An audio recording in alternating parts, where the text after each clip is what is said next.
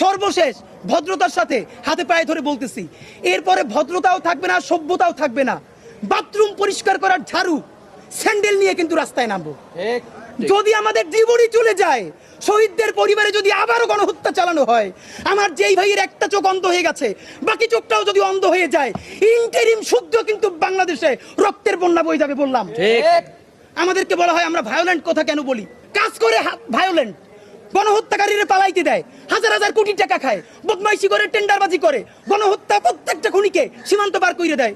আমাদেরকে বলে কি এত উশৃঙ্খল কথা বলে কেন? মানে এদেরকে দরকারি হলো কথার আগে জুতো মারা, এইটা মারতে পারিনি, এইটা আমাদের ব্যর্থতা।